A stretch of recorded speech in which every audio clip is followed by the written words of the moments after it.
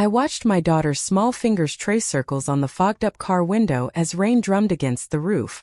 We were parked outside my sister's engagement party at the Ivy House Cafe, and Emma hadn't spoken in 20 minutes. Not since we'd pulled into the parking lot. Not since she'd seen my sister's car already there. The one with the vanity plate that read Bride to Be. Before we jump back in, tell us where you're tuning in from. And if this story touches you, make sure you're subscribed because tomorrow I've saved something extra special for you. The cafe windows glowed warm and golden through the September drizzle. Inside, I could see silhouettes moving, hear muffled laughter. My phone had been buzzing for the last 10 minutes with texts from my mother asking where we were. Emma was supposed to help pass out the custom cookies shaped like wedding rings. She'd been excited about it all week, had picked out her pink dress herself, the one with the butterflies on the collar. Now she sat perfectly still, her breathing shallow, her eyes fixed on nothing. I reached over and gently touched her shoulder. She flinched. It was small, almost imperceptible, but I felt it like a shock through my entire body.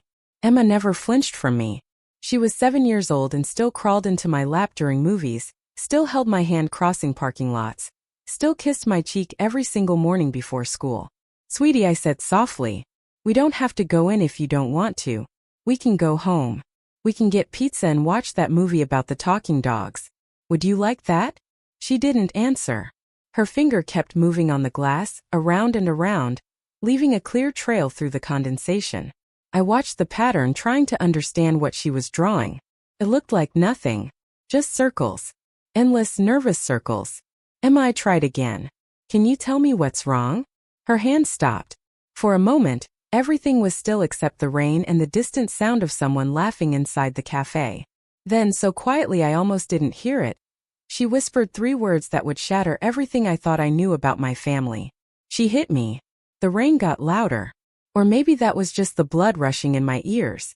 I couldn't move. Couldn't breathe. My hand was still on her shoulder and I felt her trembling now. Tiny earthquakes running through her small body. "Who?" I whispered back. "Who hit you, baby?" Emma turned to look at me then. Her eyes were enormous, dark and wet and terrified. She looked like she'd been carrying something too heavy for too long, and had finally set it down only to realize it had been crushing her. "And Becca," she said.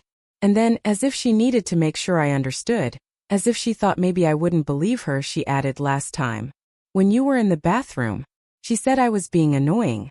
She said I needed to learn to be quiet." My vision tunneled. The warm cafe lights, the rain, the parking lot. Everything narrowed down to my daughter's face and the words she'd just spoken. I thought back to last time. 2 weeks ago. Sunday brunch at my parents' house in Lake Oswego. I'd excused myself to use the restroom, maybe 5 minutes, and when I came back Emma had been sitting at the table coloring very quietly while my sister Rebecca scrolled through wedding Pinterest boards on her phone. Everything had seemed normal. Everything had seemed fine. "Where did she hit you?" I asked, and my voice didn't sound like my voice anymore. It sounded like it was coming from underwater. Emma lifted her hand and touched the side of her head, just above her ear. "Here," she said. Not hard. But it scared me. And she looked really mad. I pulled my daughter into my arms and held her while the rain poured down, and inside the cafe my family laughed and celebrated, and had absolutely no idea that the floor was about to drop out from under everything. I didn't go into that engagement party. I texted my mother that Emma wasn't feeling well, that we needed to head home, that I was sorry. She sent back 3 annoyed emojis and a message saying that Emma needed to learn that the world didn't revolve around her schedule. I didn't respond.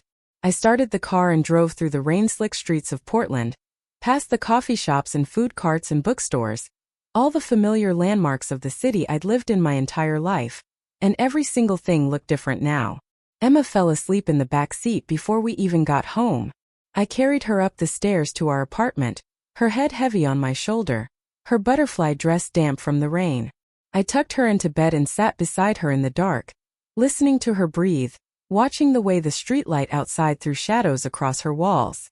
My sister had hit my daughter. My sister Rebecca, who was getting married in 3 weeks at a vineyard estate that cost more than I made in 6 months. My sister who'd been texting me daily about bridesmaid dress fittings and seating charts and whether the napkins should be ivory or cream. My sister who I'd known for 32 years, who I'd shared a bedroom with growing up, who I'd taught to braid hair and who'd borrowed my clothes without asking and who'd called me crying when her first boyfriend broke her heart. That sister had hit my 7-year-old daughter and told her to be quiet. I sat there until midnight, my mind racing through every interaction, every family gathering, every moment I'd left Emma alone with Rebecca. Had there been signs?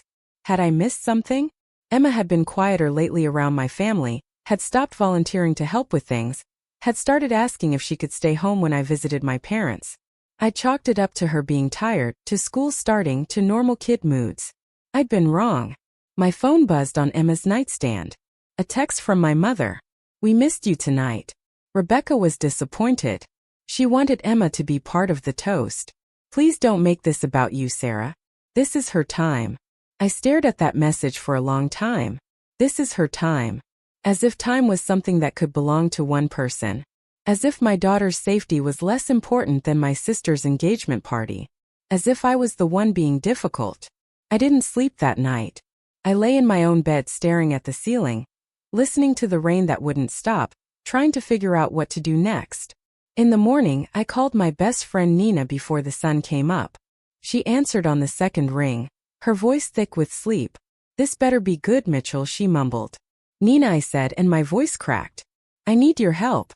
Something happened." I heard her sit up, suddenly alert. "What's wrong? Is Emma okay?" I told her everything. The car. The whisper. The shaking. The 3 words that had split my world in half. Nina listened without interrupting, and when I finished there was a long silence filled only with the sound of her breathing and the ever-present Portland rain. "What are you going to do?" she finally asked. "I don't know," I admitted. "If I confront Rebecca, she'll deny it. If I tell my parents, they'll say Emma misunderstood or that Rebecca was just trying to discipline her or some other excuse. You know how they are. Rebecca can do no wrong. She's the successful one, the married one, the one who did everything right." Nina made a noise that was half laugh, half snort. "You mean she's the one who didn't get divorced and doesn't work in marketing and doesn't live in an apartment in Hawthorne?" She wasn't wrong. My parents had made their preferences clear over the years in 1,000 small ways. Rebecca's achievements were celebrated with dinner parties. Mine were acknowledged with polite nods. Rebecca's engagement had prompted my mother to start a Pinterest board within hours. My wedding 6 years ago had prompted my mother to ask if we were sure we didn't want to wait. And when Marcus and I divorced 2 years later, the subtext was clear. "We told you so." "I need to protect Emma," I said. "That's the only thing that matters." "Then you know what you have to do," Nina replied. "You document everything. You don't let Emma near Rebecca again. And you definitely don't go to that wedding." The wedding. 3 weeks away. I was supposed to be a bridesmaid. Emma was supposed to be the flower girl. We'd been to 2 fittings already. Emma's little white dress with the sage green sash was hanging in my closet right now, still in its garment bag. I thought about that dress and felt something cold and hard settle in my chest. Maybe I would go to that wedding after all. The next morning was a Saturday. Emma woke up quieter than usual, came into the kitchen where I was making pancakes, and climbed into my lap without a word. She was too big for this. Preparing and narrating this story took us a lot of time, so if you are enjoying it, subscribe to our channel. It means a lot to us. Now back to the story. It's really all long legs and sharp elbows, but I held her anyway, felt her heartbeat against my chest, and promised myself that I would burn the whole world down before I let anyone hurt her again. We spent the day at home. I called in sick to the marketing firm on Monday, something I never did, and kept Emma home from Riverside Elementary. We needed time. We needed space. We needed to exist in our little apartment bubble where no one could reach us and nothing could hurt us, and the rain outside felt protective instead of oppressive. My phone started buzzing Monday afternoon. My mother first, asking why Emma wasn't at school, saying the attendance office had called her as the emergency contact. Then Rebecca. A cheery text about confirming final headcount for the wedding. Then my father. His message brief and annoyed. "Your mother is worried. Call her." I didn't call. I sat on the floor with Emma building an elaborate castle out of blocks, and every time my phone buzzed I turned it face down and kept building. By Tuesday, the messages had gotten more insistent. My mother left a voicemail. "Sarah, this is ridiculous. Whatever is going on, we need to discuss it like adults. You can't just disappear." Rebecca's wedding is in 2.5 weeks and we have things to finalize. Emma needs to come to the final dress fitting on Thursday. Please call me back. I deleted the voicemail. Emma and I went to the coast instead. Cannon Beach was 90 minutes from Portland, a stretch of rocky shoreline and enormous sea stacks that rose out of the Pacific like ancient sentinels. The town was small, touristy, full of saltwater taffy shops and art galleries and cafes that smelled like clam chowder. We'd come here once before, right after the divorce when everything felt broken and I needed somewhere that felt bigger than my problems. It still worked. We checked into a tiny cottage 2 blocks from the beach, the kind with a fireplace and quilts that smelled like cedar and windows that rattled when the wind picked up. Emma ran straight to the beach the moment we arrived, kicking off her shoes, letting the cold water rush over her feet, screaming with delight when the waves came in stronger than expected. I watched her and felt something loosen in my chest. This was my daughter. This laughing, running, fearless little person. And I had almost let someone take that away from her. That night, after fish and chips from a place called the Sandpiper, after hot chocolate with extra marshmallows, after Emma fell asleep in the big bed with her hair still smelling like salt air, I sat on the cottage porch and opened my phone. 17 missed calls. 23 text messages. 4 voicemails. I scrolled through them all, reading the progression from concern to confusion to irritation to anger. My mother's last message, sent an hour ago, said simply, "If you don't respond by tomorrow, we're coming to your apartment." I looked out at the ocean, dark and vast and indifferent to human drama, and made a decision. I opened Instagram, something I rarely used, and posted a photo. It was just Emma's small footprints in the wet sand, the ocean stretching out behind them, the sky that particular gray-blue that only exists on the Oregon coast. No caption, no location tag, no explanation. I posted it and watched the screen.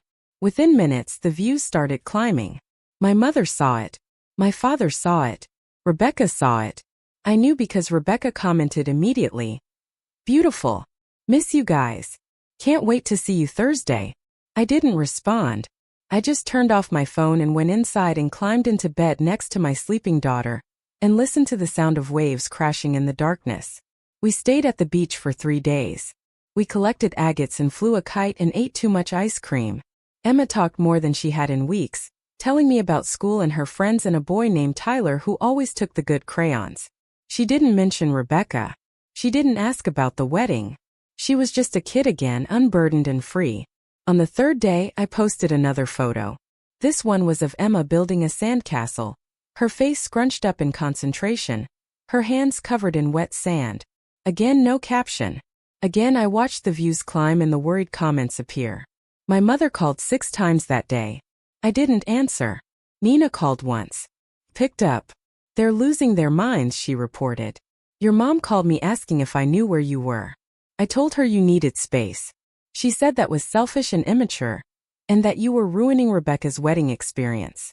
"Her wedding experience," I repeated flatly. Her words, not mine, Nina said. "So what's the plan here, Sarah? You can't hide at the beach forever." "I'm not hiding," I said. "I'm deciding." "Deciding what?" "Whether to let them off easy or make them understand what they've done." Nina was quiet for a moment. Then she said, "You know they won't understand, right? People like that never do. They'll make excuses. They'll say you're overreacting. They'll protect Rebecca because admitting what she did means admitting they failed to see it." "I know," I said. "But I'm done protecting them from the truth." That night, I sat Emma down at the small kitchen table in our cottage. Outside, the sun was setting over the ocean, painting everything gold and pink and temporary.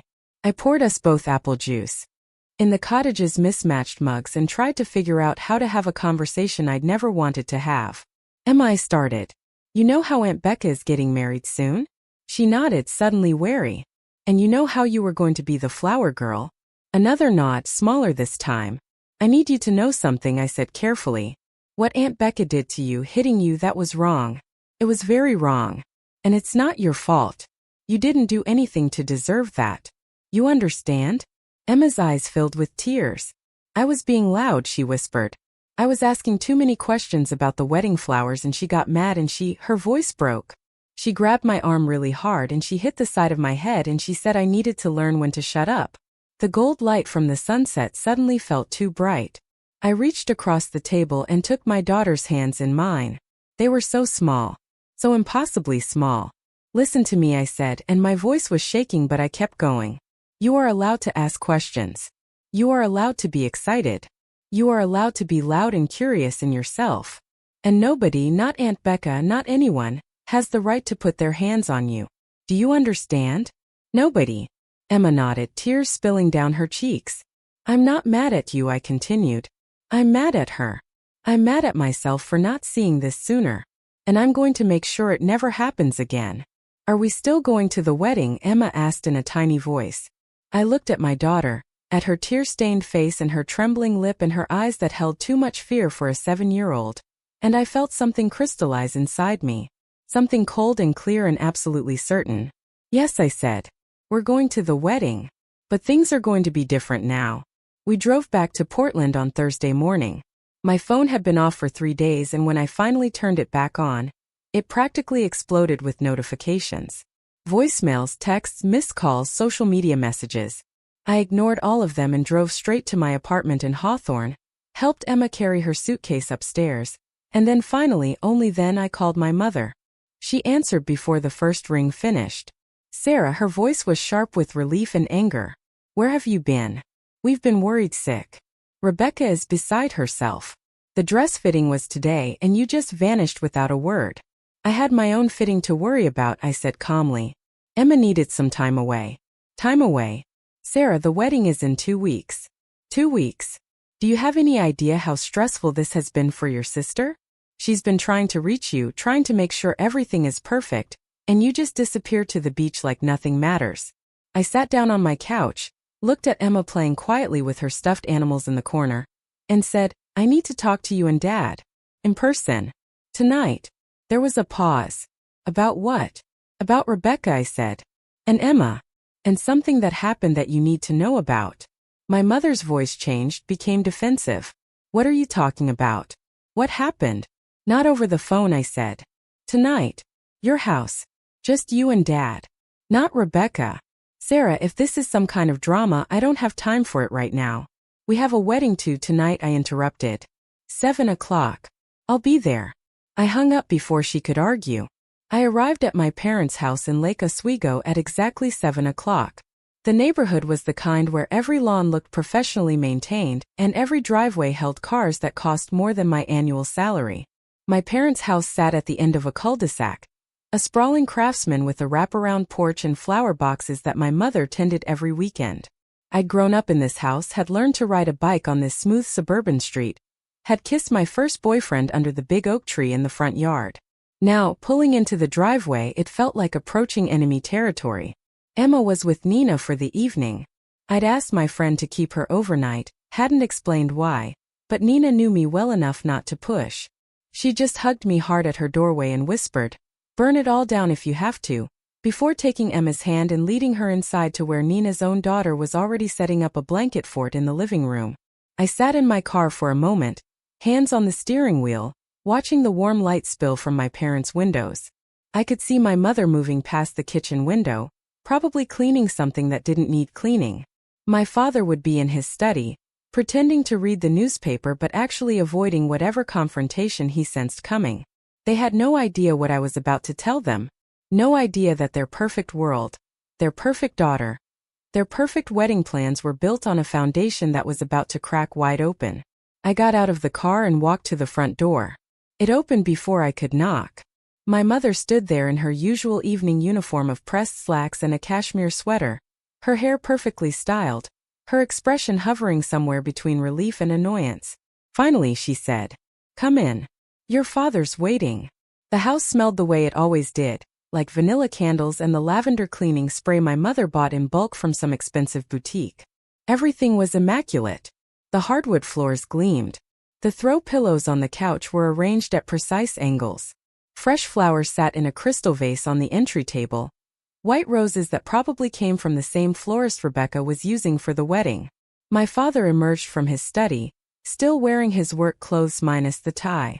Robert Mitchell was a man who'd spent 40 years in middle management and had the personality to match, steady, reliable, conflict-averse to a fault. He gave me a tight smile that didn't reach his eyes. Sarah, he said. Good to see you. Your mother's been worried. I wasn't worried, my mother corrected, closing the door behind me. I was concerned. There's a difference. Worried implies I didn't know where you were. I knew you'd gone to the beach. Your Instagram posts made that clear enough. She said it like an accusation, like posting photos of my own daughter on my own social media was some kind of transgression. Can we sit down, I said. This is going to take a while. We moved into the living room, that formal space that was only used for company and serious conversations. My mother perched on the edge of the cream-colored sofa. My father took his usual chair by the window. I remained standing because sitting felt like submitting to something, like agreeing to play by their rules. So my mother began, folding her hands in her lap. What's this about? What's so urgent that you had to disappear for 3 days and miss Emma's dress fitting and worry everyone half to death? I looked at her, at the way she held herself with such rigid composure, at the way even now in her own home with her own daughter she looked like she was performing for an invisible audience. I thought about all the times I'd stood in this exact room trying to explain something that mattered to me, trying to make her see me, trying to earn even a fraction of the approval she gave Rebecca so easily. Those days were over. Emma told me something, I said. About Rebecca. My mother's expression flickered. What about Rebecca? She told me that Rebecca hit her. The words landed in the room like stones in still water. For a moment nobody moved. My father's newspaper crinkled slightly in his hands. My mother's mouth opened, then closed, then opened again. What, she finally said. 2 weeks ago, I continued, my voice steady. At Sunday brunch here. I went to the bathroom and while I was gone, Rebecca hit Emma on the side of the head. Told her she was being annoying and needed to learn to be quiet. My mother stood up abruptly. That's ridiculous. It's not ridiculous, I said. It happened. Emma told me. And before you say she's making it up or misunderstood, let me be very clear, my daughter doesn't lie about things like this. She was terrified to tell me. She flinched when I touched her shoulder. She's been having nightmares. Sarah, my father said, his voice attempting to be reasonable, diplomatic. Kids sometimes misinterpret things. Maybe Rebecca was just trying to what? I interrupted, turning to face him. To discipline my child? She's not Emma's parent. She has no right to put her hands on my daughter. None. My mother's face had gone pale, but her voice came out sharp as glass. I'm sure there's an explanation.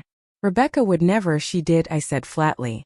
And you're going to believe me because I'm telling you the truth and because deep down, you know I wouldn't make this up. This is 2 weeks before her wedding, my mother said. And her voice was rising now, losing that careful composure. 2 weeks, Sarah. You're bringing this up now? Why didn't you say something immediately if you were so concerned? Because I needed to process it, I shot back. Because I needed to make sure Emma was okay. Because I needed to decide what to do about the fact that my sister assaulted my daughter and nobody, not one single person at that brunch, noticed or cared.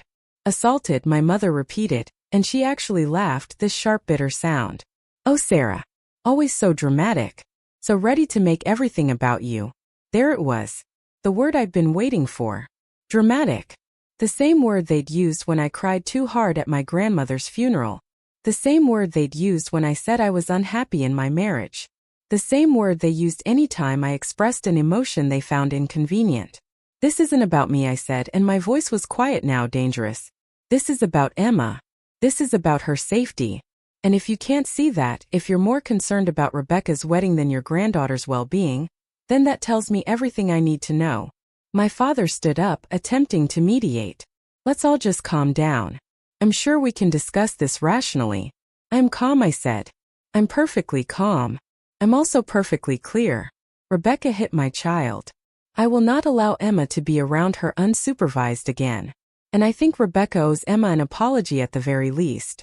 My mother's eyes went wide. An apology? You want Rebecca to apologize to a 7-year-old for something that probably didn't even happen the way Emma says it did? Something inside me went very still and very cold. Get out, my mother said suddenly. If you're going to come into this house and make accusations against your sister, ruin her happiness, cause drama right before the most important day of her life, then you can leave. I stared at her. Patricia Mitchell, my mother, the woman who'd raised me, who'd bandaged my scraped knees and helped me with homework and taught me how to braid hair. She was choosing Rebecca. Again. Always. Fine, I said. I'll leave. But understand this, I'm not coming to the wedding. And neither is Emma. My mother's face went from pale to flushed. You have to come. You're a bridesmaid. Emma's the flower girl. Everything's already paid for. I don't care, I said. I care about my daughter's safety. That's all I care about. You're being selfish, my mother hissed. You're jealous. You've always been jealous of Rebecca. And now you're using Emma as an excuse to ruin her special day. The accusation was so absurd, so disconnected from reality that I actually laughed. You think I'm jealous? Of what? Of a sister who hits children when she's annoyed? Of parents who choose protecting their perfect daughter's image over their granddaughter's safety? Keep it. I don't want any of it. I turned to leave. My father called after me, his voice weak. Sarah, let's not be hasty. Maybe we can all sit down, talk this through properly. I paused at the doorway and looked back at them. My mother standing rigid with fury. My father half risen from his chair, perpetually caught between peace and principle. This room with its perfect furniture, and its perfect flowers and its perfect lie of a happy family. There's nothing to talk through, I said. You've made your choice. I've made mine. I walked out, got in my car, drove away from that house and that neighborhood and that version of my family that had never really existed anyway. My phone started ringing before I'd even reached the highway. I didn't answer. It rang and rang and rang, my mother's name flashing on the screen over and over like an accusation, like a demand, like the same thing it had always been, a reminder that I was supposed to fall in line, be quiet, not make waves. I turned the phone off and drove through the rainy Portland night back to Nina's house, where my daughter was safe and happy and building blanket forts, where nobody would hurt her or tell her to be quiet or make her feel like she was too much. The next morning I woke up on Nina's couch to 17 missed calls and 29 text messages. Most were from my mother, escalating from angry to desperate. Some were from my father, brief and pleading. 3 were from Rebecca herself. The first one said, Mom told me what you're saying. This is crazy. I would never hurt Emma. The second one said, I don't know what's gotten into you, but you're really hurting me right now. This is my wedding, Sarah. My wedding. The third one said, fine. Don't come. We don't need you there anyway. I read them all while drinking coffee from one of Nina's mismatched mugs. Emma still asleep in the guest room upstairs. Nina sat across from me at her kitchen table watching my face. Bad, she asked. Worse than I expected, I admitted. My mother basically called me a liar and kicked me out. My dad just stood there. And Rebecca is, I gestured at my phone, this. Nina took the phone, read the messages and made a face. Wow. She really made your concerns about her wedding all about her wedding. It would be funny if it wasn't so predictable. So what now? Nina asked. You stand your ground? I stand my ground, I confirmed. We're not going. I'm not putting Emma through that. I don't care if it's paid for or planned or whatever. I'm done. Good, Nina said firmly. Emma comes first. Always. We spent that day deliberately normal. Nina took both girls to the Children's Museum. I went to work, faced my desk and my emails and my projects like they mattered, like the world hadn't fundamentally shifted. My coworkers asked about wedding plans. I smiled and said it was coming along.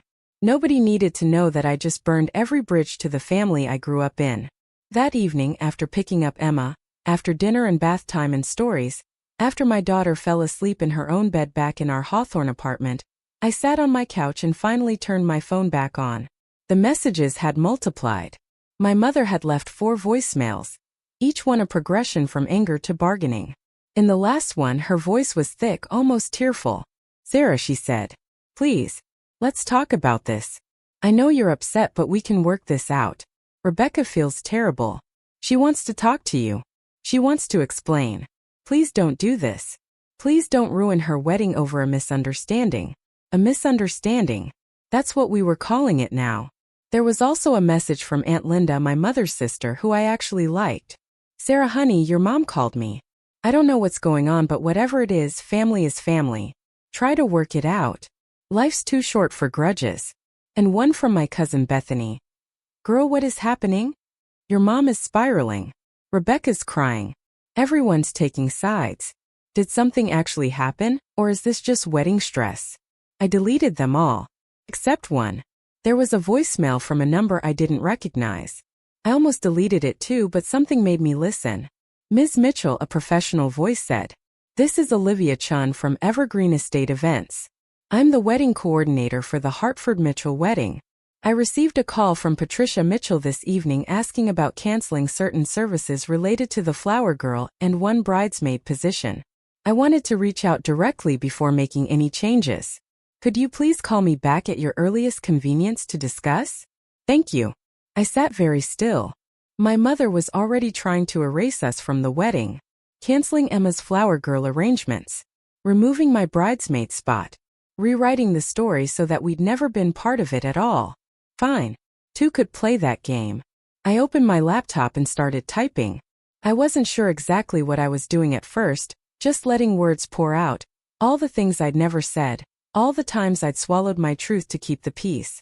I wrote about Emma's whispered confession in the car, about my mother's immediate denial, about being called dramatic and selfish and jealous, about the pattern I'd finally seen clearly, the way Rebecca had always been protected, excused, centered, while I'd been expected to be understanding, flexible, easy. I wrote for 2 hours.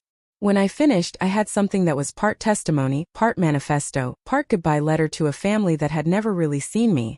I didn't post it. Not yet. But I saved it. Titled it simply The Truth. And I waited. The wedding was 12 days away. 12 days during which my phone continued to buzz with increasingly frantic messages. My mother called twice a day. My father sent careful, diplomatic texts asking me to reconsider. Rebecca's messages swung wildly between apologetic and accusatory, sometimes within the same paragraph. "I'm sorry if Emma felt scared, but I barely touched her." One message read, "You're making this into something it's not. I was just trying to get her to listen. Kids need boundaries, Sarah. Maybe if you set more boundaries she wouldn't be so difficult." I screenshotted that message, added it to a folder I'd started keeping. Documentation. Evidence. The paper trail of a family choosing comfort over truth. A week before the wedding, Rebecca tried a different approach. She showed up at my apartment unannounced on a Tuesday evening. I saw her through the peephole, standing in the hallway in expensive athleisure wear, holding a bouquet of sunflowers, Emma's favorite. I didn't open the door. "Sarah," she called through the door. "I know you're home. I can hear the TV. Please, just talk to me for 5 minutes." "No," I called back. "I brought flowers for Emma. An apology. I feel terrible about what happened." "Then leave them outside," I said. "We'll get them later." A pause. Then quieter, "Please don't do this. I'm getting married in a week. I need my sister there. I need Emma there. The photos won't be right without you." The photos. Not "I'll miss you." Not "I'm sorry I hurt your daughter." Not "I understand why you're upset." Just "the photos won't be right." "Goodbye, Rebecca," I said. I heard her stand there for another minute, heard her breathe, heard what might have been a sob or might have been frustration. Then footsteps. Walking away. The elevator ding. Silence. The sunflowers stayed in the hallway for 2 days before someone from the building management left me a note saying they'd disposed of them. 5 days before the wedding, my mother played her final card. She called from my father's phone, probably knowing I wouldn't answer hers. I picked up out of habit. Before I could speak, she started talking, rapid fire and desperate. "Emma can stay home if you're so worried, but you have to come, Sarah. You're in all the planning. Your dress is already altered. Your name is on the programs. Rebecca's a mess. She's not eating. She's not sleeping. Her hair is falling out from stress. You're doing this to her. Your own sister. Over something that Emma probably exaggerated because kids do that, they exaggerate, they want attention, and you're feeding into it instead of being the adult." I let her finish. Let her run out of breath and arguments and accusations. Then very calmly I said, "Emma doesn't exaggerate trauma, Mom. And the fact that you think protecting Rebecca's wedding is more important than protecting your granddaughter tells me everything about why we're here in the first place." "You ungrateful," she started, but I hung up. Blocked her number. Blocked my father's number. Blocked Rebecca's number. Blocked everyone except Nina and a handful of people who'd never been part of this mess. Then I opened my laptop and looked at the document I'd written. The Truth. I read through it again, edited a few lines, added some details. It was good. Clear. Honest. Devastating. I created a new email address. Something anonymous but clear. Then I found the email addresses for everyone who'd be at that wedding. All the relatives. All of Rebecca's friends. All the people who'd been told I was dramatic, difficult, ruining everything. I attached the document. Wrote a simple subject line. What you should know about the Hartford Mitchell wedding. My cursor hovered over the send button. This would detonate everything. There would be no going back. No reconciliation. No future family Christmases or birthday parties or graduations where we all pretended everything was fine. But we'd never been fine. We'd just been quiet about the ways we weren't. I thought about Emma, asleep in her room, safe and healing. I thought about the circles she'd traced on the foggy car window. I thought about she hit me, whispered in terror. I clicked send. The wedding was in 4 days and I imagined them all receiving the email, opening it, reading the truth laid out in careful paragraphs with screenshots attached. I imagined my mother's face. Rebecca's panic. The whispered phone calls. The emergency family meetings I wouldn't be part of. Let them scramble. Let them explain. Let them feel, just for a moment, what it was like to have your truth dismissed, and your pain minimized and your reality questioned. I closed my laptop and went to check on Emma. She was sprawled across her bed in her favorite pajamas, the ones with the stars. Her nightlight cast gentle shadows across her peaceful face. She looked safe. She looked free. That was worth everything. The emails went out at 9:43 on a Thursday night. By 10:15, my anonymous inbox had 3 responses. By midnight, it had 27. By morning, when Emma padded into my room asking for pancakes, it had 62. I didn't read them at first. Just watched the numbers climb while I mixed batter and heated the griddle. While Emma chattered about a dream she'd had involving talking squirrels and a magical treehouse. She seemed lighter lately, less careful with her words, less afraid of taking up space. She'd stopped asking about the wedding entirely, had accepted my simple explanation that we weren't going anymore with nothing more than a small nod and a quiet "oh, okay." Children were resilient, people always said. What they meant was that children were good at adapting to whatever truth the adults around them decided to enforce. Emma had adapted to Sunday brunches where she had to be quiet and careful. Now she was adapting to a world where she didn't have to see the person who'd hurt her. I knew which adaptation I preferred. After breakfast, after Emma settled in with her coloring books, I finally opened the responses. They were a spectrum of human reaction, from supportive to skeptical to outright hostile. Nina's cousin, who'd been invited to the wedding, wrote simply, "Thank you for telling us. I believe you. I won't be attending." One of Rebecca's college friends wrote, "This is insane. You're trying to ruin her wedding because you're jealous she's happy. Everyone knows you've always been bitter about Rebecca's success." My father's brother, Uncle Tom, sent a long rambling message about how family disagreements should stay private, how airing dirty laundry helped nobody, how I should have come to them first before going nuclear. The irony of him lecturing me about going to family first, when I'd literally done exactly that and been dismissed, wasn't lost on me. But it was Aunt Linda's response that made me pause. She'd written, "Sarah, I'm so sorry. I didn't know. When your mother called me last week, she made it sound like you were being unreasonable over wedding planning stress. She didn't tell me about Emma. She didn't tell me what Rebecca did. I'm horrified. I'm heartbroken. And I'm not going to that wedding either. Call me when you're ready. I love you." I read it 3 times. Then I cried for the first time since this whole thing started. Sitting at my kitchen table with cold coffee, and my daughter's happy humming floating in from the living room. Someone believed me. Someone heard the truth and didn't immediately try to explain it away or minimize it, or tell me I was overreacting. It shouldn't have felt revolutionary. It shouldn't have felt like a revelation. But it did. My phone rang. Not the blocked numbers, but Nina. I answered. "Have you seen the group chat?" she asked without preamble. "What group chat?" "The one all the wedding guests are apparently in. Rebecca created it months ago for updates and coordinating hotels and whatever. Someone forwarded me screenshots. It's chaos, Sarah.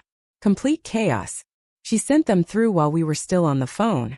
I scrolled through page after page of messages, people taking sides, demanding explanations, some defending Rebecca, some expressing shock, some saying they'd always thought something was off about the family dynamics. The wedding coordinator, Olivia, had apparently sent a professional but pointed message asking if the event was still happening and if so, should she expect significant changes to the guest count. Rebecca had responded with a long paragraph about how this was all a misunderstanding, how I was going through a difficult time after my divorce and sometimes projected my unhappiness onto others, how she loved Emma and would never hurt her but sometimes children misinterpreted normal adult corrections, how she hoped everyone would still celebrate this joyous occasion despite her sister's unfortunate breakdown. My unfortunate breakdown. That was the story she was going with. Nina was still on the phone. "You okay?" "I'm fine," I said, and I meant it. Let her spin it however she wants. The truth is out there now. People can decide what to believe. A lot of people are backing out, Nina reported. I'm seeing at least 15 people saying they can't make it anymore. Some are being diplomatic about it, prior commitments suddenly remembered, but some are being pretty direct about why. Good, I said. Your mom's apparently losing it. Someone posted that Patricia called them crying, begging them to please still come. That the family was going through a hard time but the wedding needed to go on. The family was going through a hard time. Not Emma's going through a hard time after being hit. Not I need to reflect on how I failed my granddaughter. Just vague family difficulties that had nothing to do with anyone's actual actions or choices. I felt detached from it all suddenly, like I was watching a play I'd already seen the ending to. These people, this drama, this desperate scrambling to preserve appearances, it had nothing to do with me anymore. I'd said what I needed to say. I protected my daughter. What happened next at some vineyard an hour outside Portland was no longer my concern. The day before the wedding, I took Emma to the Saturday market downtown. We wandered through stalls selling handmade jewelry and organic vegetables and tie-dyed shirts that smelled like patchouli. Emma picked out a small ceramic dragon, hand-painted in shades of purple and blue, and clutched it like treasure all the way home. We got Thai food from her favorite cart. The one where the woman always remembered that Emma liked her pad Thai with extra peanuts. And we ate sitting on a bench watching street musicians play songs I didn't recognize. My phone buzzed occasionally. I ignored it. Whatever was happening in Lake Oswego, whatever final preparations were underway at the Evergreen estate, whatever panic or anger or recrimination was swirling through my former family, none of it could touch us here. Here was just me and my daughter and a purple dragon and extra peanuts and the kind of ordinary happiness that didn't need an audience.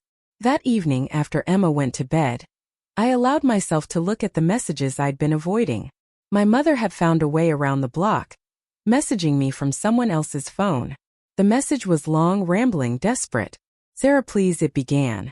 "This has gone too far. Do you have any idea what you've done? Half the guests have canceled. Rebecca is devastated. The caterer is asking if we need to adjust the meal count. The photographer heard rumors and wanted to know if the wedding was even happening. Your sister has worked so hard for this day.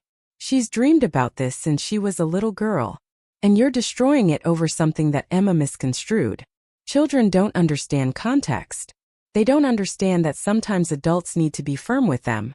Rebecca was just trying to help, trying to teach Emma some manners because God knows you don't seem to think that's important. But fine. Fine. If you need Rebecca to apologize to make yourself feel better, she will. She'll apologize to Emma. She'll say whatever you want her to say. Just please stop this. Please let the wedding happen in peace. Please stop poisoning people against your own family." I read it twice. Then I typed a single response. No. I didn't elaborate. Didn't explain. Didn't justify. Just no. Then I deleted the message thread and put my phone on airplane mode. The wedding was tomorrow. I wondered if it would actually happen, if Rebecca would stand in front of whoever was left and marry Derek in her carefully planned ceremony, or if the whole thing would collapse under the weight of too many cancellations and too much truth. Part of me was curious. Most of me didn't care. Nina called that night on my laptop through video chat since my phone was still in airplane mode. She looked concerned but also slightly amused. "You've officially become a legend," she informed me. "People are calling you the wedding destroyer. There's apparently a betting pool about whether the ceremony actually happens tomorrow." "That's ridiculous," I said. "It's kind of amazing though," Nina continued. "I've never seen someone stand their ground like this. No yelling, no public scenes, just quiet, immovable truth.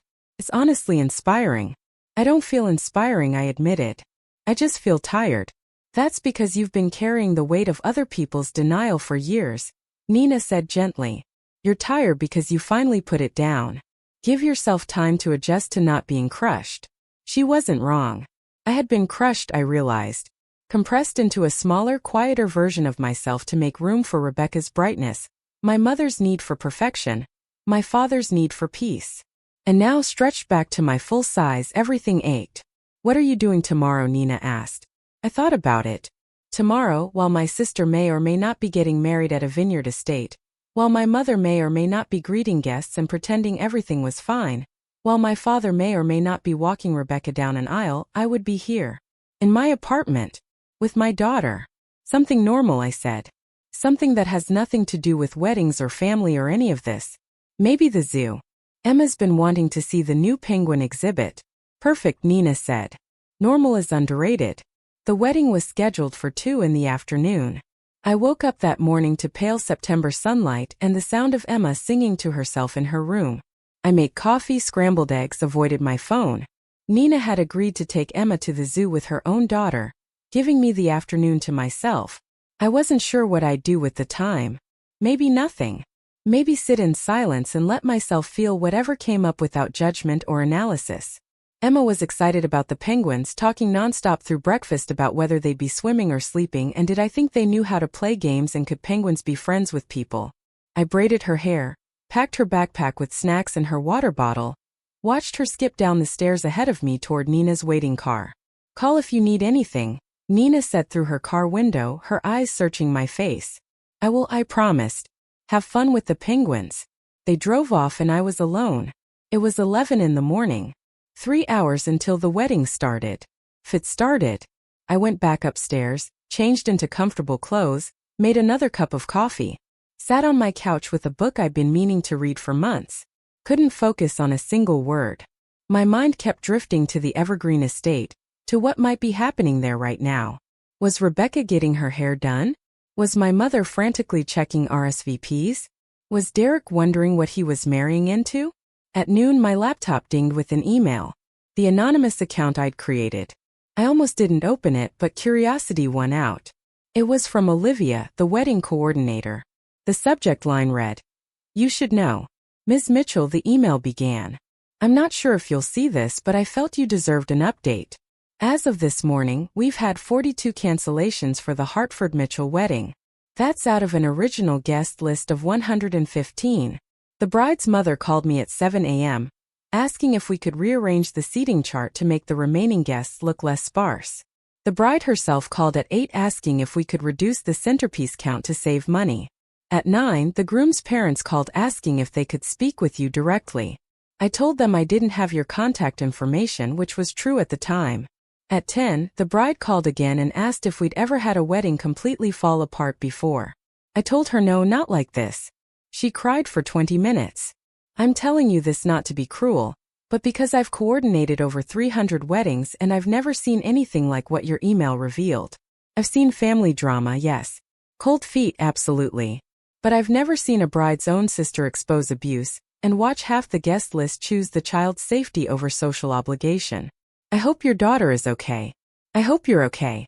And I hope whatever happens this afternoon, that you know you did the right thing. Professionally, I'm obligated to execute the event as planned. Personally, I wanted you to know that some strangers are in your corner. Olivia Chen. I read it 3 times. Felt something loosen in my chest that I hadn't realized was still tight. A wedding coordinator I'd never met believed me, supported me, understood what I'd done and why. 1 p.m. came and went. I tried to read, tried to watch television, ended up just sitting at my kitchen table, staring at nothing, thinking about everything. At 1:45, my laptop dinged again. Another email. This one from an address I recognized, my cousin Bethany. The subject line was just, "Holy shit. Sarah," the email. Read.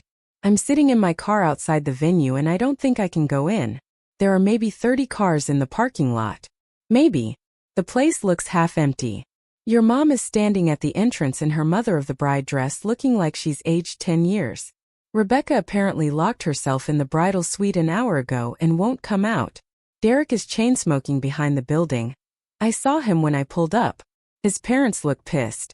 Half the people who did show up are standing around whispering about your email. Some guy I've never met just told me he only came because he already paid for his hotel room. This is the saddest thing I've ever seen. I know you and I haven't been close. I know I sent you that message last week asking if this was wedding stress. I'm sorry for that. I read what you wrote. I believe you. And I'm sitting here realizing that I've watched your family treat you like the problem for years and never said anything. I'm not going in. I'm going to text Rebecca that I have food poisoning and then I'm going to drive home. But I wanted you to know that you were right. About all of it. And I'm sorry it took me this long to see it. Bethany. 2 p.m. The ceremony should be starting. I imagined the processional music playing to a half-empty room. The officiant waiting awkwardly. My mother probably forcing a smile that didn't reach her eyes. Rebecca walking down an aisle lined with whispers and judgment instead of joy. I felt no satisfaction in it. No triumph. Just a deep, bone-tired sadness that it had come to this. That protecting a child had required destroying a wedding. That telling the truth had required burning everything down. But I'd do it again. Every single time. At 2:30, Nina sent a photo. Emma and her daughter in front of the penguin enclosure. Both girls grinning. Emma holding up her ceramic dragon like she wanted the penguins to see it. The caption read, "Having the best time. Penguins are very serious about swimming." I smiled. Save the photo. That was what mattered. Not what was or wasn't happening at some vineyard. Not the wreckage of a wedding or a family. Just Emma, happy and safe and showing her dragon to penguins. At 3 p.m. another email arrived. This one from an address I didn't recognize. The subject line made my heart stop. From Rebecca. I stared at it for a long time before opening it. When I finally did, it was short. "Sarah, you win. The wedding's off. Or postponed. I don't know. Derek's family left. Most of our friends left. Mom is having a breakdown in the bathroom. Dad just sits there like always useless. I hope you're happy. I hope destroying this was worth it. You're right that I hit Emma." I did. I was stressed and she wouldn't stop talking and I snapped. It was wrong. I know it was wrong. But it was one time, Sarah. One time. And you burned my entire life down over it. I'll never forgive you for this. Never. We're done. The whole family is done with you. I hope your righteous anger keeps you warm at night, because you'll never be welcome at another family event again. You've made your choice. Live with it. Rebecca. I read it once. Then I closed my laptop and went to stand by the window. Outside, Portland stretched out in all directions, the city I'd grown up in, the streets I knew by heart. Somewhere out there, my family was imploding. My mother was probably still trying to salvage something, anything. My father was probably sitting in helpless silence. Rebecca was probably crying or raging or both. And here I was, standing in afternoon light in my quiet apartment, feeling nothing but relief. I'd made my choice. I would live with it. When Nina brought Emma home that evening, my daughter burst through the door chattering about penguins and sea lions and the ice cream they'd gotten afterward. She didn't ask about the wedding. Didn't mention Rebecca or my parents or anything beyond the immediate joy of her day. After she was asleep, Nina and I sat on my couch with wine and silence. "It's over," I finally said. "The wedding. Rebecca sent me an email. They called it off." Nina nodded slowly. "How do you feel?" "Free," I said. "And sad. And sure. All at the same time." "That sounds about right," Nina said. We sat there as the city lights came on outside, as the September evening cooled into night, as the day that was supposed to be my sister's wedding became just another Saturday that passed without ceremony or celebration. I thought about the email I'd sent, the truth I'd told, the bridge I'd burned so completely there was no rebuilding it. I thought about Emma's whispered confession in a foggy car. I thought about my mother's voice calling me dramatic. I thought about Rebecca's admission buried in anger. "You're right that I hit Emma." As if admitting it while still being furious about the consequences somehow counted as accountability. I thought about all of it, and I knew with absolute certainty that I would make the same choice every single time. Some bridges deserved to burn. The weeks after the wedding that wasn't were strange in the way that grief is strange. Not a single overwhelming wave but a series of small absences that accumulated into something heavier. There was the Sunday morning when I automatically started to get Emma ready for brunch at my parents' house before remembering we'd never go there again. There was the afternoon I saw a mother and two adult daughters laughing together at a coffee shop, and felt the loss of something I'd never actually had. There was the moment Emma asked why Grandma Patricia hadn't called in a while, and I had to decide how much truth a 7-year-old could carry. I told her that sometimes families go through changes, that sometimes people need space from each other, that it didn't mean anyone stopped loving anyone else but that love looked different than we'd thought it did. Emma accepted this with the fluid logic of childhood, nodded seriously, and asked if we could get a hamster since we had more free time now without family dinners. We did not get a hamster, but we did start new Sunday traditions. The farmer's market in the Old Town neighborhood where Emma loved the booth that sold handmade soap shaped like animals. Breakfast at a diner near the river where the waitress knew to bring Emma's chocolate milk before we even ordered. Long walks through Forest Park where the trees grew so thick the city noise disappeared entirely, and it felt like we'd stepped into a different world. Nina joined us most Sundays, her daughter Maya becoming Emma's constant companion. The two of them inventing elaborate games involving fairies and dragons and kingdoms that needed saving. I watched them play and thought about the family you choose versus the family you're born into, about how sometimes the people who show up without obligation love you better than the people who are supposed to love you because of it. October arrived with that particular Pacific Northwest beauty. Leaves turning gold and red against perpetually gray skies, the smell of rain and wood smoke. Everything feeling both melancholy and hopeful at once. Emma started second grade with a new teacher who sent home notes about how well she was participating, how creative her stories were, how she'd helped a new student feel welcome. My daughter was thriving, blooming in the space that used to be occupied by careful silence at family gatherings. I tried not to think about Rebecca. Tried not to wonder if she'd rescheduled the wedding or if Derek had walked away entirely. Tried not to care whether my mother had processed anything or just folded it all into her narrative of Sarah ruins everything and Rebecca is the victim. But of course I thought about it. Of course I wondered. You don't excise 32 years of family in a few weeks without the ghost of it lingering. The first contact came 6 weeks after the canceled wedding. Not from my mother or Rebecca, but from my father. A text message, brief and carefully worded like he drafted it multiple times. Sarah, I know you don't want to hear from us. I understand why. But I need you to know that I've been thinking about what happened. Really thinking. Your mother and I are in counseling. Rebecca moved the wedding to next spring and she and Derek are in therapy too. I'm not asking you to forgive us or come back. I'm just asking you to know that we're trying to understand what we did wrong. I'm trying to understand what I did wrong. Mostly not doing anything when I should have. I miss you. I miss Emma. But I respect your boundaries.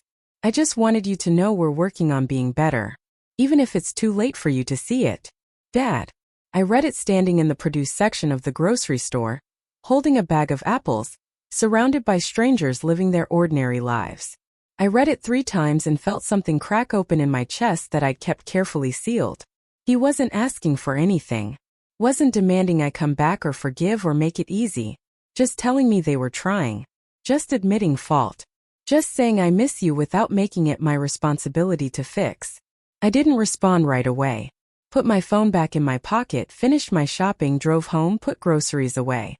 Made dinner, helped Emma with homework, gave her a bath. Read her 3 chapters of the book we were working through together. Only after she was asleep did I sit with my phone and type a response.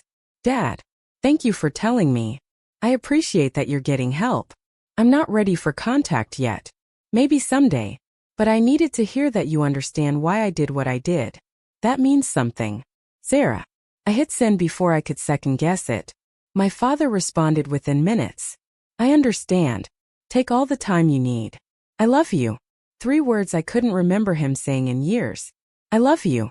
Not I'm disappointed in you or why can't you be more like your sister or stop being so dramatic. Just I love you. It didn't fix anything. Didn't erase the years of being second choice or the way they protected Rebecca instead of Emma. But it was something. A small crack in the wall. Not enough to walk through but enough to let a little light in. 2 weeks later a package arrived. No return address, but I recognized my Aunt Linda's handwriting. Inside was a beautiful children's book about a girl and her grandmother going on adventures, along with a note. Sarah, I think about you and Emma all the time. I hope you're both doing well. I hope you're healing. I'm enclosing something for Emma because I miss her and I want her to know her Aunt Linda thinks about her even if we can't see each other right now. I also want you to know that I had a very long conversation with your mother. It didn't go well. She's not ready to admit what needs admitting. But I told her that I stood with you, that what happened to Emma was unforgivable, and that she lost a daughter the day she chose protecting Rebecca's wedding over protecting her granddaughter. I don't know if it meant anything to her, but I needed to say it. You were brave, Sarah. You did the right thing. Don't let anyone make you doubt that. Love always, Linda. I gave Emma the book that night. She loved it, wanted to read it twice before bed, pointed to the grandmother in the illustrations and said she looks nice, like someone who would give good hugs. I agreed. I didn't tell her it was from Linda. Didn't want to confuse her with the complicated topography of family estrangement. But I kept the note in my bedside drawer, and sometimes on hard days, I took it out and read it again. You were brave. You did the right thing. Halloween came and Emma dressed as a purple dragon, inspired by the ceramic one she bought at the market. Nina and I took the girls trick-or-treating through the Hawthorne neighborhood. The streets full of families and decorations, and the particular magic of children transformed into creatures and characters. Emma's bag filled with candy, and she chattered the whole way home about which house had the best decorations, and whether dragons would actually like chocolate or prefer something else. We carved pumpkins on my apartment floor, newspaper spread everywhere, Emma's small hands scooping out seeds with intense concentration. I roasted the seeds with salt, and we ate them while watching a movie that was supposed to be spooky but was mostly just silly.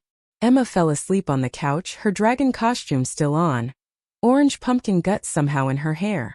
I carried her to bed, cleaned her up gently, tucked her in, and stood in her doorway watching her sleep. This was enough. This quiet life we were building. This safety and silliness in Saturday markets. This was more than enough. November brought rain that didn't stop, the kind of gray wet cold that settled into your bones and made you want to hibernate. Emma caught a cold that lasted 2 weeks. Spent days home from school curled up on the couch with books and juice boxes and too much screen time that I allowed without guilt. I worked from home when I could, took her temperature, made soup, read stories in funny voices until she giggled. On one of those gray afternoons, my phone rang with an unknown number. I almost didn't answer, but something made me pick up. Sarah. The voice was familiar but different somehow, smaller. It was Rebecca. I didn't hang up, but I didn't speak either. I know you probably don't want to talk to me, she continued, words tumbling out quickly like she was afraid I'd disconnect. I know I have no right to call. But I'm in therapy twice a week now, and my therapist said, well, she said a lot of things, but one of them was that I needed to actually apologize to you. Not the fake apology I sent in that angry email. A real one. I waited. I hit your daughter, Rebecca said, and her voice cracked. I was stressed and overwhelmed, and I took it out on a 7-year-old child who was just being a normal, excited kid. That's inexcusable. There's no justification for it. I told myself I barely touched her, that it wasn't that bad, that you were overreacting. But the truth is I put my hands on a child in anger, and that's abuse. My therapist made me say it out loud, made me sit with it. I abused Emma. I hurt her. And then when you tried to protect her, I made it about me. I made it about my wedding and my stress and my feelings. I didn't think about Emma at all. I didn't think about you. I just wanted everyone to stop making my special day difficult. The rain drummed against my window.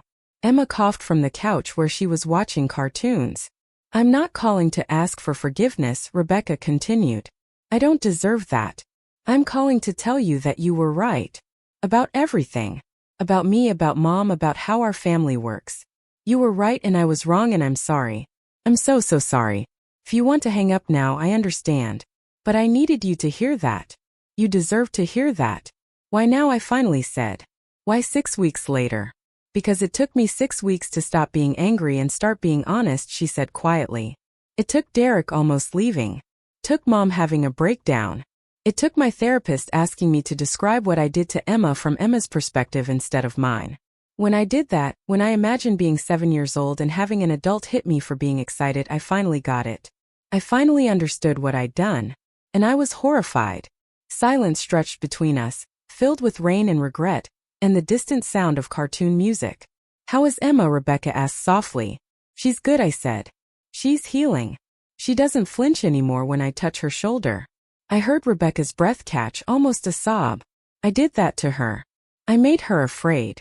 Yes, I said simply. I'm sorry, Rebecca whispered. I know it doesn't change anything, but I'm so sorry. It doesn't change anything, I agreed.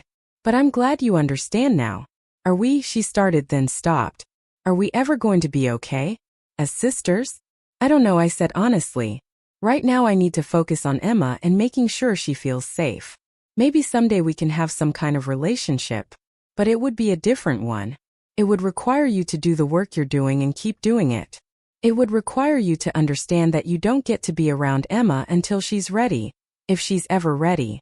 It would require accepting that actions have consequences, and you don't get to skip to forgiveness without earning it. That's fair, Rebecca said. That's more than fair. I'll do the work. I can't promise I'll be perfect, but I'll try. We hung up shortly after. I sat with the phone in my hand processing. It wasn't closure exactly. Wasn't reconciliation. But it was something. An acknowledgement. An apology that didn't come with conditions or excuses. A sister finally seeing what she'd done instead of just defending herself. It was more than I'd expected. Less than I needed. But it was honest, and honesty was something I could work with. December arrived with unexpected snow, unusual for Portland, and the city transformed into something from a storybook. Emma was ecstatic, bundled in layers, making snow angels in our tiny patch of yard. Her laughter bright against the white silence. We built a lopsided snowman with a carrot nose and rocks for eyes and one of my old scarves wrapped around its neck. Nina and Maya came over, and we had hot chocolate with marshmallows while the girls played in the snow until their fingers went numb. We ordered pizza and watched holiday movies, and somewhere in the middle of it all I realized I was happy. Genuinely, unexpectedly happy. Not the performance of happiness, not the careful maintenance of appearing fine, but actual contentment with the life I'd built from the ruins of the one I'd left behind. Christmas came and there were no invitations to family gatherings, no tense negotiations about whose house to visit, no bracing myself for subtle criticisms or comparisons to Rebecca. Instead, Nina hosted a misfit Christmas at her house, a collection of friends who'd all become family by choice. We exchanged modest gifts and ate too much food and played games that made no sense but had us all laughing until we cried. Emma got the bike she'd been wanting, purple with streamers on the handlebars. She rode it in circles around Nina's living room until we made her stop before she crashed into the tree. She fell asleep that night in my lap, exhausted and happy, and whispered that this was the best Christmas ever. It was the best Christmas I'd had in years. On New Year's Eve, after Emma was asleep, I sat alone with a glass of wine and thought about the year that was ending. I thought about a foggy car window and 3 whispered words that changed everything. I thought about a wedding invitation I never received for a wedding that never happened. I thought about emails sent and bridges burned and the weight of a child's safety measured against the cost of family approval. I thought about my father's text and Rebecca's phone call and Aunt Linda's note. I thought about healing that happened slowly, in layers like sediment building into something solid. I thought about Emma's laughter and purple dragons and the way she'd stopped being careful about taking up space. The year had broken me open, had required me to choose between being comfortable and being honest, between being easy and being protective, between keeping peace and demanding justice. I'd chosen honesty and protection and justice, and it had cost me almost everything I thought I needed. But what I'd gained was something I'd never had before. Integrity. The bone-deep knowledge that I'd stood up for what mattered. The certainty that my daughter knew I would always choose her safety over anyone else's convenience. As midnight approached and fireworks started popping in the distance, I made a resolution. Not to lose weight or exercise more or any of the usual performative goals. Just this. To keep choosing truth even when it's hard. To keep protecting the vulnerable even when it costs. To keep building a life that doesn't require me to be smaller or quieter or easier than I am. The new year arrived with distant cheers and nearby silence. I raised my glass to the empty room, to the sleeping child down the hall, to the version of myself who'd sat in a foggy car 6 months ago and heard she hit me and decided that everything would change. Here's to the bridges we burn, I whispered to no one, and the ground we stand on after. 3 months into the new year on a rainy March afternoon, I got another text from my father. Sarah, would you be willing to meet with me? Just me. Coffee somewhere public. I have some things I'd like to say in person. No pressure. I understand if you're not ready. I stared at the message for a long time. Then I called Nina. What do you think? I asked after explaining. I think that's up to you, she said. Do you want to see him? I don't know, I admitted. Part of me does. Part of me is terrified it'll just be more disappointment. Then meet him somewhere you feel safe, Nina said. Give him 30 minutes. See what he has to say. You can always leave. So I agreed. We met at a coffee shop in neutral territory. Neither his neighborhood nor mine, a place with big windows and good exit routes. My father arrived exactly on time, looking older than I remembered, grayer, more uncertain. We ordered coffee, sat at a corner table, and he said the words I'd needed to hear my entire life. Sarah, I failed you. For years. I let your mother set the tone and I went along with it because it was easier than confronting hard truths. I let Rebecca get away with things I never would have let you get away with. I minimized your feelings and dismissed your concerns, and when you needed me to stand up for Emma, I sat there in silence while your mother attacked you. I've been thinking about that night, about watching you leave, and I'm ashamed. I'm ashamed of the father I was. I'm ashamed of the grandfather I was. You deserved better. Emma deserved better.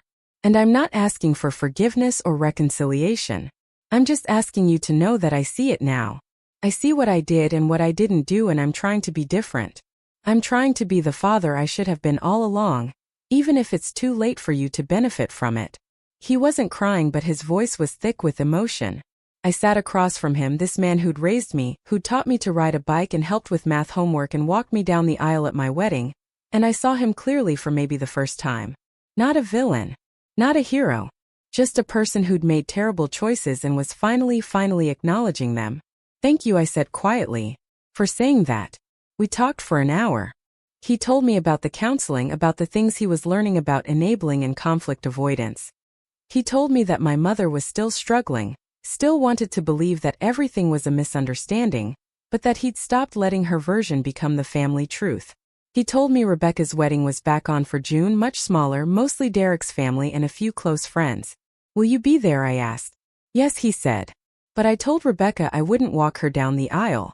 I told her that privilege belonged to a father who'd protected his whole family, not just his favorite daughter. She's asked your Uncle Tom to do it instead. I blinked in surprise. That must have been hard. It was necessary, he said simply. Actions have consequences. I'm learning that from you. We parted with a careful hug. Nothing resolved, but something shifted. I drove home feeling lighter and heavier at the same time. The complicated weight of hope mixed with grief for all the years we'd lost to silence. Emma asked how it went when I picked her up from Nina's. I told her Grandpa Robert said he was sorry and that he missed her. She considered this seriously, then said maybe he could come to my birthday party. If he promises to be nice. Maybe, I said. We'll see. Her 8th birthday came in April with a celebration at the park. A dozen of her school friends running wild on the playground. Nina helping me manage the chaos. My father came, brought Emma a telescope she'd been wanting, hung back respectfully but smiled when she threw her arms around him and thanked him enthusiastically. He helped set up the piñata and served cake and didn't ask for more than I was ready to give. It was a beginning. Small, careful, uncertain. But a beginning nonetheless. By summer, Emma and I had built a life that felt solid and ours. We had our routines and our people and our Saturday markets. We had dinner with Nina's family twice a week. We had a small garden on our apartment balcony where Emma grew tomatoes that she was absurdly proud of. We had movie nights and bike rides and the kind of ordinary happiness that doesn't make good stories but makes a good life. I'd started dating someone, a teacher from Emma's school named Marcus, who was patient and kind and thought it was brave, not dramatic, that I'd chosen my daughter over family approval. We took things slowly, coffee dates and museum trips, getting to know each other without pressure or urgency. Emma liked him, said he was funny and knew a lot about bugs. That felt like enough endorsement for now. One evening in late June, almost exactly a year after that foggy car window and those 3 whispered words, Emma and I were making dinner together. She was chattering about summer camp, and her new friend Zoe, and whether caterpillars dreamed when they were in their cocoons. Mama, she said suddenly, looking up from the carrot she was peeling. I'm glad we don't go to those family dinners anymore. I paused, surprised. Why's that, sweetie? Because I like our dinners better, she said simply. It's just us and we can be silly and I don't have to be quiet. This is better. I knelt down to her level, looked into my daughter's clear, honest eyes. You're right, I said. This is better. She hugged me tight, smelling like carrots and shampoo and the particular sweetness of childhood. When she pulled back, she asked, do you think we'll ever see Aunt Becca again? Maybe someday, I said honestly. If she keeps working on being kinder. If you decide you want to. But only if you feel safe. You get to choose. Emma nodded, accepting this. Then she went back to her carrot, the question answered, the concern released. I watched her and thought about all the ways children teach us to let go, to live in the present, to accept what is instead of mourning what should have been. That night, after Emma was asleep, I sat on my balcony with the last light fading over Portland. I thought about the year behind me, the family I'd lost and the one I'd found. I thought about truth and consequences and the price of protecting what mattered most. My phone buzzed. A text from Rebecca. Just wanted you to know I got married today. Small ceremony. It was beautiful. I wish you could have been there. But I understand why you weren't. I hope you and Emma are well. Maybe someday we can talk. Really talk. When you're ready. If you're ever ready. I read it twice. Then I typed back. Congratulations. I'm glad you had a beautiful day. Maybe someday. Take care of yourself, Rebecca. It wasn't forgiveness. It wasn't reconciliation. It was just acknowledgement that we both existed, that we'd both changed, that maybe in some distant future there could be some version of sisterhood that didn't require me to sacrifice my daughter's safety for family harmony. The summer stars came out above me, bright against the darkening sky. Somewhere in the apartment behind me, Emma was dreaming safe dreams. Somewhere across town, Nina was probably reading to Maya. Somewhere in Lake Oswego, my father was maybe thinking about the daughter he'd failed and the granddaughter he'd neglected and the man he was trying to become. And here I was on a balcony in Hawthorne, whole and free and certain that I'd made the right choice even though it had cost me everything I thought I needed. The truth had burned bridges. The truth had canceled weddings. The truth had fractured families and forced reckonings. But the truth had also saved my daughter. Had taught her that she mattered more than appearances, that her safety was worth fighting for, that love without protection was just a pretty word that meant nothing. And that, I thought as the last light faded and the city settled into night, was worth every single bridge I'd burned. 2 years had passed since the wedding that never was, and Portland had moved through seasons the way it always did. Rain giving way to brief summer sun before circling back to gray skies and persistent drizzle. Emma was 9 now, taller, her face losing some of its roundness, her questions getting more complex and her understanding of the world deepening in ways that both delighted and terrified me. We'd settled into a rhythm that felt less like survival and more like actual living. The apartment in Hawthorne had become truly ours, filled with Emma's art projects and the second-hand furniture we'd picked out together and plants that I somehow managed to keep alive. The walls held photos of us at Cannon Beach, at the Saturday market, at Nina's house during various holidays. A visual timeline of a life rebuilt from intentional choices, rather than inherited obligations. Marcus had become a fixture in our lives, patient and steady in a way that felt revolutionary after the chaos of my marriage to Emma's father. He understood that Emma came first, that some weekends were just for us, that building trust took time. He taught Emma about constellations and took us camping in the gorge and never once suggested that my boundaries were inconvenient. On a rainy evening in October, he'd asked if I'd ever consider marriage again, and I'd been honest. Maybe, but not soon, and not without being absolutely certain it was adding to our peace rather than disrupting it. He'd nodded, kissed my forehead, and said he could wait as long as I needed. My relationship with my father had evolved into something cautious but real. Monthly coffee dates where we talked about safe things at first, books and weather and Emma's latest interests, then gradually, carefully harder topics. He'd tell me about his therapy sessions, about the patterns he was recognizing, about the ways he'd failed not just me but himself by choosing comfort over courage. I'd tell him about Emma's progress, about my work, about the life I was building. We didn't talk about my mother much. That wound was still too fresh, too complicated. Patricia Mitchell remained largely absent from my life by mutual unspoken agreement. My father mentioned her occasionally, updates delivered carefully like weather reports about a distant storm. She was still in counseling but struggling to accept responsibility. She missed Emma but couldn't bring herself to apologize for prioritizing Rebecca. She wanted reconciliation but only on terms that didn't require her to admit she'd been wrong. I'd stopped waiting for her to evolve. Some people couldn't change, wouldn't change, and making peace with that was its own kind of freedom. Rebecca and I had achieved something like détente. We weren't close, would probably never be close again, but we'd found a way to exist in the same universe without active hostility. She sent cards on Emma's birthday, always with a note that said thinking of you both, never pushing for more.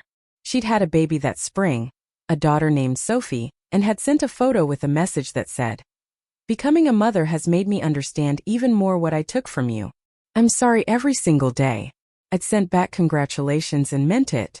Her journey toward accountability was hers to walk, and while I hoped she'd be a better mother than she'd been a sister, I didn't need to be involved in finding out.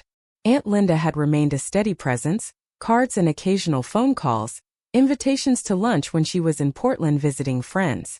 She'd become Emma's favorite relative by virtue of being one of the only ones, and Emma treasured the books Linda sent and the stories she told about our family's history, the good parts, the parts worth remembering. It was a strange kind of family structure rebuilt from fragments, selective about what it included. But it worked. It was honest. And honesty, I'd learned, was worth more than the appearance of unity. The call came on a Tuesday afternoon in November, 2 weeks before Thanksgiving. I was at work, reviewing marketing proposals for a client campaign, when my phone rang with my father's number. We didn't usually talk during work hours, so I answered immediately, worried. "Sarah," his voice was strained. "It's your mother. She's in the hospital. She collapsed this morning. They think it might be her heart." I sat very still, my office suddenly feeling too small and too bright. "Is she okay?" "They're running tests. She's stable now, but," he paused, struggling. "She's asking for you. Both of you. You and Emma." Of course she was. Crisis had a way of clarifying what people claimed they could live without. I closed my eyes, thought about the last 2 years, about the boundaries I'd built and the peace I'd found. Thought about Emma, who barely remembered her grandmother now, who'd built a life that didn't include Sunday brunches or family obligations, or the complicated weight of Patricia Mitchell's expectations. "I'll come," I heard myself say. But just me. Emma's in school and I'm not bringing her into this without knowing more. "I understand," my father said, relief evident in his voice. "Thank you, Sarah." I drove to the hospital through typical Portland traffic, rain making everything slick and slow. Gave myself time to think about what I was walking into. The last time I'd seen my mother had been that night in her living room. Her face flushed with anger. Her voice calling me selfish and dramatic. 2 years ago. 2 years of silence broken only by the occasional second-hand update from my father. The hospital smelled like antiseptic and bad coffee. I found my father in the cardiac wing waiting room, looking older than he had at Emma's birthday party. His shoulders curved inward like he was trying to make himself smaller. He stood when he saw me, attempted a smile that didn't quite work. "She's sleeping now," he said. "But she'll want to see you when she wakes up." We sat together in uncomfortable chairs, not talking, just existing in that peculiar limbo of hospital waiting. Finally he said, "I'm glad you came. I wasn't sure you would." "I'm not sure I would have 6 months ago," I admitted. "But Emma asked me recently what I'd want her to do if I was sick and we'd had a fight. I told her I'd want her to be safe and make choices that felt right for her. Not choices based on guilt or obligation. But I also realized I'd want her to at least show up. To at least try. So here I am. Trying." He nodded slowly. "You're a better person than I am. I'm a person who's had to learn the hard way that boundaries and compassion can coexist," I corrected. "That protecting myself doesn't mean abandoning everyone. It just means being careful about who gets access and on what terms." A nurse appeared. Let us know my mother was awake and asking for visitors. My father stood, but I touched his arm. "Can I go in alone first?" He understood, sat back down. I walked down the hallway, counting room numbers, preparing myself for whatever version of Patricia Mitchell I was about to encounter. She looked smaller in the hospital bed, diminished somehow without her usual armor of perfect hair and carefully chosen clothing. The hospital gown washed out her complexion, and the various monitors beeped quietly around her like a mechanical chorus. Her eyes were closed but opened when I stepped into the room. "Sarah," she whispered, and her voice cracked. "You came." "I came," I confirmed, staying near the door, not approaching the bed. "Dad said you wanted to see me." Tears spilled down her cheeks, surprising me. "I thought you'd say no." "I thought after everything you just let me." She couldn't finish the sentence. "Let you what?" I asked quietly. "Die alone?" "I'm not that person, Mom. I never was. Even when you tried to make me into the villain of your story." She closed her eyes, more tears escaping. "I was wrong," she said. "About so many things. I was wrong about Rebecca. Wrong about you. Wrong about what mattered." I'd imagined this moment in various forms over the past 2 years. Sometimes I imagine myself triumphant, watching her finally admit fault. Sometimes I imagine myself cold, unmoved by her crisis-induced epiphany. But standing there actually hearing the words, I felt mostly tired. Tired of the weight of family dysfunction. Tired of carrying anger. Tired of the whole exhausting cycle of hurt and defense and hurt again. What changed? I asked. Why now? She opened her eyes, looked at me directly. I had a heart attack, Sarah. I'm 58 years old and my heart stopped working properly because I've spent so much energy on the wrong things. On appearances and perfection and making sure everyone thought our family was fine when it wasn't. And when I was lying on the kitchen floor this morning waiting for the ambulance, all I could think about was Emma, my granddaughter who I haven't seen in 2 years because I chose protecting my idea of family over protecting an actual child. The monitors beeped steadily. Outside, someone pushed a cart down the hallway, wheels squeaking against linoleum. I don't know if I'm going to be okay, my mother continued. The doctors are saying positive things, but they're also saying I need to make changes. Stress, diet, lifestyle, everything. And I realized I don't want to die having never apologized to you. Having never told Emma I was sorry for failing her. Having never admitted that you were right and I was terrified to see it. I pulled a chair closer to the bed, sat down but didn't reach for her hand. I'm listening. You were right, she said simply. Rebecca hit Emma. She was wrong to do it. And I was wrong to defend her. I was wrong to call you dramatic and selfish and all the things I called you. I was wrong to choose a wedding over a child's safety. I was wrong to make you feel like you were the problem when you were the only one telling the truth. I was wrong about all of it and I'm so sorry. The apology sat between us, imperfect and late but real. I took a breath, let it out slowly. Thank you, I said. For saying that. Can you forgive me, she asked, her voice small and hopeful. Eventually, maybe, I said honestly. But forgiveness isn't the same as reconciliation. It doesn't mean everything goes back to how it was. It can't. Too much has happened. Too much trust was broken. She nodded, accepting this. What about Emma? Would you let me see her? Even just once? I need her to know I'm sorry. I need her to know that what happened to her mattered. I thought about my daughter, happy and healing, building snowmen and learning constellations and living a life free from the anxiety of unpredictable family dynamics. Thought about the responsibility I had to protect that peace while also teaching her about grace and second chances and the complicated reality that people could be both harmful and human. I'll ask her, I said. I'll explain what happened and ask if she wants to visit. But the choice is hers. If she says no, you have to respect that. If she says yes, it's one visit and we see how it goes. And it happens on our terms when she's ready, not on any timeline that makes you comfortable. Those are my conditions. My mother nodded, crying quietly now. That's fair. That's more than fair. Thank you, Sarah. Thank you for even considering it. We talked for another 20 minutes, careful conversation about the medical situation, and what the doctors were saying and what changes she'd need to make. It felt strange, this civility after so much animosity, like learning a new language with someone who used to speak the same one fluently. When I left, I told her I'd be back tomorrow, that I'd talk to Emma tonight, that we'd figure out next steps together. In the waiting room, my father stood immediately, searching my face for clues about how it went. We talked, I said. Really talked. She apologized. His eyes filled with tears. She's been trying to work up the courage for months. I think she needed to almost lose everything to finally say what needed saying. Death has a way of clarifying things, I agreed. I'm going to go home and talk to Emma. See if she wants to visit. But Dad, this doesn't fix everything. It's a start, but just a start. I know, he said. But a start is more than we had yesterday. That evening, after dinner and homework and the usual bedtime routine, I sat on Emma's bed and told her about her grandmother. I explained the heart attack in terms a 9-year-old could understand. Explained that Grandma Patricia was sick and wanted to see her. Wanted to apologize for what had happened 2 years ago. Emma listened carefully, her face serious. Does she understand what Aunt Becca did was wrong? Yes, I said. She understands now. It took her a long time, but she understands. Is she going to be nice to me? I think so, I said. But if at any point you feel uncomfortable or scared or just want to leave, we leave. No questions asked. You're in control of this, Emma. You get to decide. Emma was quiet for a long moment thinking. Then she said, I want to see her. But I want you to stay with me the whole time. I will, I promised. I won't leave your side. We went to the hospital the next afternoon after school. Emma held my hand tightly in the elevator, nervous but determined.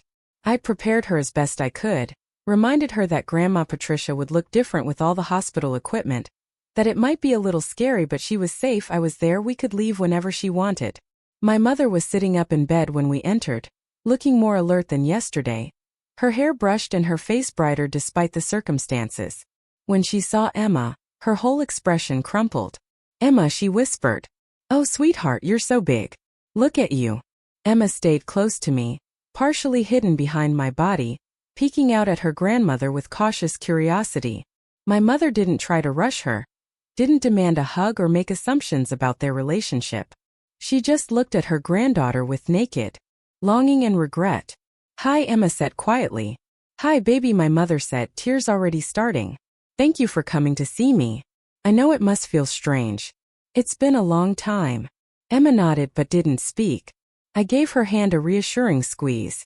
"Emma," my mother continued, her voice steady despite the tears. "I need to tell you something very important. 2 years ago, something bad happened at my house. Your Aunt Becca hit you. And when your mama tried to protect you, I didn't listen. I didn't believe you. I chose the wrong thing and the wrong person, and I made your mama feel like she was the problem when she was actually being the best mama in the world by keeping you safe." Emma was very still, listening intently. "I was wrong," my mother said clearly. "What Aunt Becca did was wrong. What I did after was wrong. You didn't deserve any of it. And I'm so sorry, Emma. I'm sorry I didn't protect you. I'm sorry I hurt your mama. I'm sorry I wasn't the grandma you deserved. I hope someday you can forgive me, but I understand if you can't. I just needed you to know that none of it was your fault. You were perfect. You are perfect. And I was wrong." The room was quiet except for the mechanical breathing of hospital equipment and the distant sounds of the hallway beyond. Emma looked up at me and I nodded, letting her know it was okay to respond however she felt. "Okay," Emma said finally. "Thank you for saying sorry. It wasn't effusive. It wasn't a movie moment of reconciliation and tears and immediate forgiveness. It was just a 9-year-old acknowledging an apology with the emotional honesty that children possess before adults teach them to perform feelings they don't actually have." My mother accepted it with grace. "You're welcome, sweetheart. And thank you for listening." Emma moved slightly closer, still holding my hand. "Are you going to be okay? From your heart attack?" "The doctors think so," my mother said. "But I have to make some changes. Be less stressed. Focus on what really matters. Spend time with people I love instead of worrying so much about what other people think." "That sounds good," Emma said seriously. "Mama says stress is bad for you." "Your mama is very smart," my mother said, looking at me. "Always has been." We stayed for 30 minutes. Emma gradually relaxed, told her grandmother about school and her friends and the tomato plants on our balcony. My mother listened like Emma was sharing state secrets, attentive and engaged and present in a way I'd rarely seen her be. When we left, Emma let her grandmother hug her briefly, a careful embrace that held years of missed connection and the fragile hope of maybe building something new. In the car, Emma was quiet for a while. Then she said, "I think Grandma really is sorry." "I think so too," I agreed. "Does that mean we have to see her a lot now?" "No," I said. "It means we figure out what feels right. Maybe we visit sometimes. Maybe we do holidays differently than we used to. Maybe we build something new that works for us. But it all happens at a pace that feels safe for you." Emma nodded, satisfied with this answer. "Can we get ice cream?" We got ice cream. My mother was released from the hospital a week later with strict instructions about diet and exercise and stress management and regular checkups. My father reported that she'd started making changes, seeing a therapist twice a week, attending a support group for people recovering from cardiac events. She asked about Emma constantly but didn't push, respected my boundaries about contact and timing. Thanksgiving approached, and for the first time in 2 years we had options. My father tentatively suggested a small gathering, just him and my mother and Rebecca's family and us if we wanted. Rebecca sent a message saying she understood if we didn't come but hoped we'd consider it, that Sophie was old enough now to meet her cousin. I talked it through with Emma, laid out the options. We could do our own thing like last year with Nina's family. We could visit for just an hour, we could commit to the whole meal, we could do something else entirely. Emma thought about it seriously, then said she'd like to try going for a little while, but wanted an escape plan if it got weird. So we went. Arrived at my parents' house in Lake Oswego on Thanksgiving afternoon with a pumpkin pie and low expectations, and the agreement that we'd stay 2 hours maximum. The house looked the same, familiar and strange at once, like returning to a childhood bedroom, and finding it both exactly as you remembered and completely different. My mother answered the door, thinner than before, moving carefully like someone still learning to trust their own body. She smiled when she saw us, genuine and uncertain and grateful. Come in, come in. We're so glad you're here. Rebecca was in the kitchen with Sophie, a chubby 1-year-old with Rebecca's eyes and Derek's chin. She looked up when we entered, her expression complex. Sarah. Emma. Hi. Hi, I said neutrally. Emma waved shyly, more interested in the baby than her aunt. The afternoon was awkward and careful and occasionally genuinely nice. We ate turkey and stuffing and multiple kinds of pie. We made small talk about safe topics. We watched Emma and Sophie play together. Emma gentle and patient with her baby cousin. Sophie delighted with this new big person who paid attention to her. My mother cried twice, both times excusing herself to the kitchen and returning with red eyes and a determined smile. My father played mediator, keeping conversation flowing, diffusing tension before it could build. Rebecca was quiet, watchful, trying too hard and knowing it. After exactly 2 hours, I caught Emma's eye and she nodded slightly. We started our goodbyes. My mother hugged us both carefully, whispered thank you in my ear. My father walked us to the door, told me he was proud of me. Rebecca waved from the living room where Sophie had fallen asleep in her arms. In the car, Emma said, "That wasn't as bad as I thought it would be." No, I agreed. It wasn't bad. Just weird. Can we do our own thing for Christmas though? Absolutely, I said. We spent Christmas morning at our apartment. Just the two of us, pajamas and pancakes and presents opened slowly, while drinking hot chocolate. In the afternoon, we went to Nina's for the misfit Christmas that had become tradition. My father joined us this year, fitting easily into the chaos, helping with dishes and teaching the kids a card game, and looking more relaxed than I'd seen him in years. The new year arrived with less fanfare than the last one. Just quiet acknowledgement that we'd made it through another orbit around the sun mostly intact. Emma turned 10 in April with a party that included friends from school and Nina's family and my father, who brought a telescope even better than the first one. My mother sent a card and a generous check with a note saying she, with motherhood and apparently still in therapy, working through her own patterns and choices. We followed each other on social media with the kind of distant politeness of people who used to be close and might someday be friendly but were currently just related by biology and shared history. Marcus proposed in June at Cannon Beach, the place we'd escaped to when everything first fell apart, now transformed into a place of healing and new beginnings. Emma helped him plan it, picked out the ring, stood witness when he asked, and I said yes, tears streaming down my face, not from sadness or fear, but from the overwhelming recognition that I'd built something real and good from the ruins of what I'd left behind.